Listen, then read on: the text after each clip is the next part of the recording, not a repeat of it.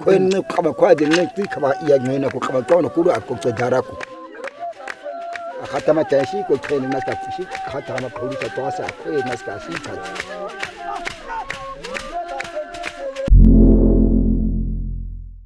Otep à tous et bienvenue sur KWJ, la chaîne sur la culture africaine.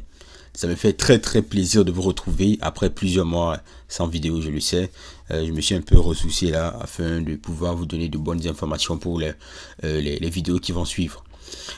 Alors que je suis vraiment très heureux de voir que vous étiez très nombreux à réagir sur la vidéo des Peuls, beaucoup de commentaires encourageants, beaucoup de critiques constructives aussi, ce qui est excellent, c'est même ce que je cherche. Que n'hésitez pas à réagir lorsque vous voyez une vidéo, donnez votre opinion, c'est ça qui fait avancer, puis ça augmente l'exposition, et puis il y aura de plus en plus de personnes qui vont découvrir notre culture, et que je vous invite donc pour ce faire à vous abonner dans un premier temps. Vous pouvez également cliquer sur la cloche de notification et pourquoi pas aimer la vidéo et la partager, parce que ça aide avec l'algorithme de YouTube afin de pouvoir d'augmenter l'exposition et de maximiser le nombre de personnes qui vont voir la chaîne et puis qui vont pouvoir découvrir peut-être des choses qu'ils ne connaissaient pas avant en fait.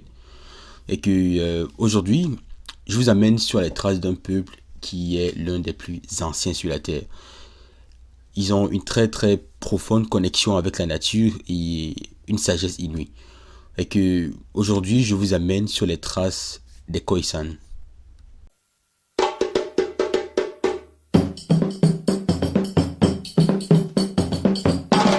Alors, quand on dit Khoisan, dans Khoisan, il y a deux syllabes. Il y a deux sons. Il y a Khoi et il y a San. Et en fait, ça fait allusion à deux sous-groupes ethniques qui ont beaucoup de similitudes au niveau de la génétique, de la culture et même des coutumes. Donc dans Khoi, on parle des Khoi, ou autrement appelés Hottentots, qui étaient un peu plus de pasteurs. Bien sûr, pas les pasteurs des églises, là, ce n'est pas de ça que je parle, mais les gens qui élevaient des animaux, qui avaient du bétail et qui vivaient de ça. Et d'un autre côté, il y avait les chasseurs-cueilleurs San, autrement appelés les Bushiman ou les Bushmen, c'est comme ça que les Européens les appelaient en fait. Donc ils se trouvent actuellement dans le désert du Kalahari, dans Afrique du Sud, Namibie, Botswana.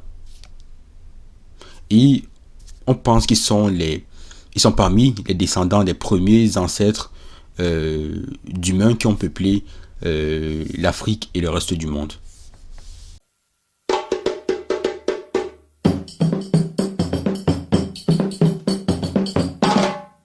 En s'intéressant à l'histoire des Khoisan, il faut absolument s'intéresser à l'histoire de l'humanité dans sa globalité, parce que les Khoisan ont engendré d'autres peuples d'Afrique qui sont là jusqu'aujourd'hui.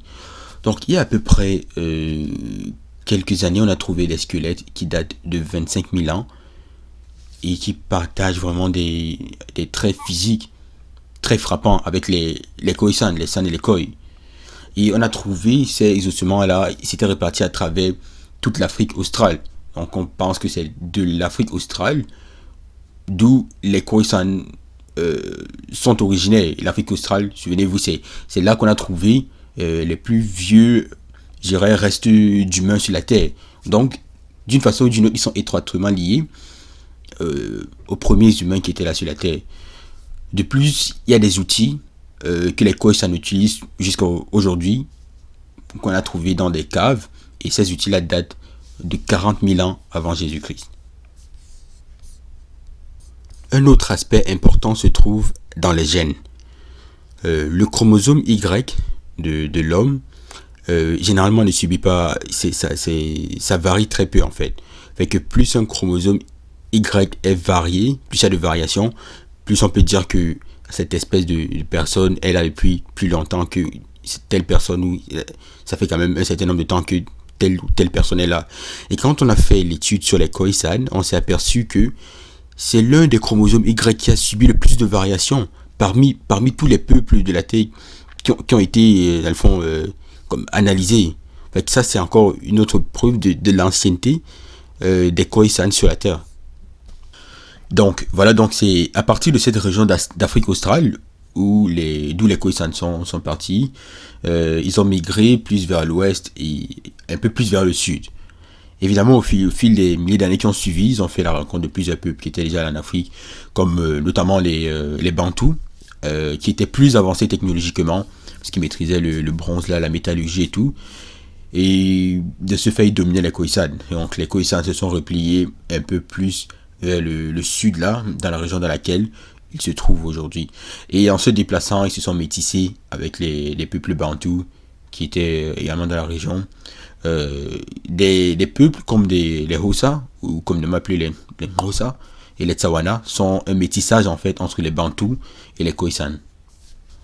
Vient ensuite quelques milliers d'années plus tard la période coloniale, où notamment les Allemands ont massacré des dizaines de milliers de Khoisan, et beaucoup de nations européennes, avec les ambitions colonialistes, ont réduit de façon drastique la population des Khoisan que nous avons. Je vous rappelle qu'à un certain moment dans l'histoire, les Khoisan étaient parmi les plus nombreux sur la Terre. Et là, avec tous ces facteurs, le changement climatique, la désertification, et le colonialisme, l'esclavage et tout, là nous sommes rendus à peu près 150 000 Khoisan seulement qui restent aujourd'hui. Selon les experts, on a comme 90-95% de la population qui n'est plus là. Et pour couronner le tout, leur territoire est de plus en plus réduit. Fait que ils occupent de moins en moins d'espace, ils ont de plus en plus de restrictions. Alors que souvenez-vous, c'était eux quasiment les premiers à être dans la région. Et là, aujourd'hui, leurs terres sont littéralement saisies. Ils ne peuvent plus vraiment aller où est-ce qu'ils allaient avant. Et c'est de plus en plus difficile.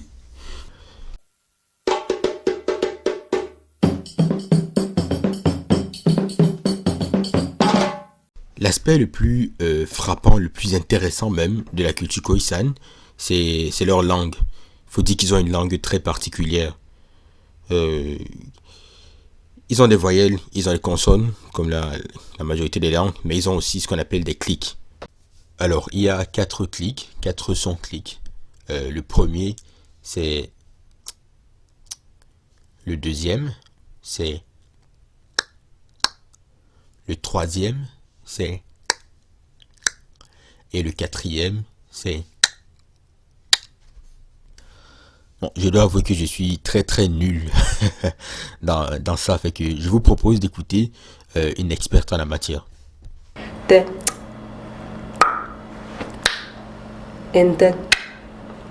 Donc voilà donc. Et là je vous propose de réécouter le monsieur qui parle en début de vidéo pour mieux saisir un peu la langue.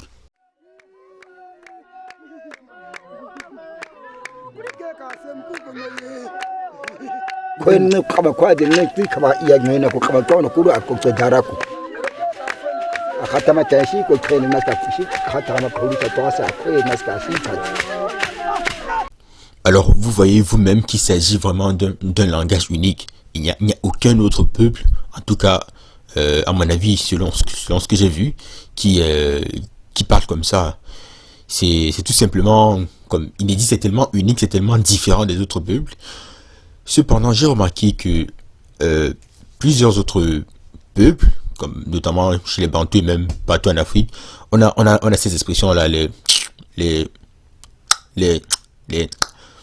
En fait, je pense que vu que les Khoisan occupaient avant la région dans laquelle les Bantous sont actuellement, il y a eu ce mélange de langues là, et puis tout simplement au fil de l'histoire, ils ont oublié, et ces clics ont été relégués peut-être à des expressions et plus associés à des mots comme chez les Khoisan. Okay, ça c'est une des choses que je pense, et j'aimerais également avoir votre avis là-dessus. Si votre mémoire est bonne, vous allez voir que en début de vidéo, j'ai bien dit que les Khoisan sont un peuple qui sont très très proches de la nature. Si vous regardez les documentaires, je vous invite de faire cela, documentaires sur les Khoisan, vous allez voir qu'ils sont vraiment là dans la nature.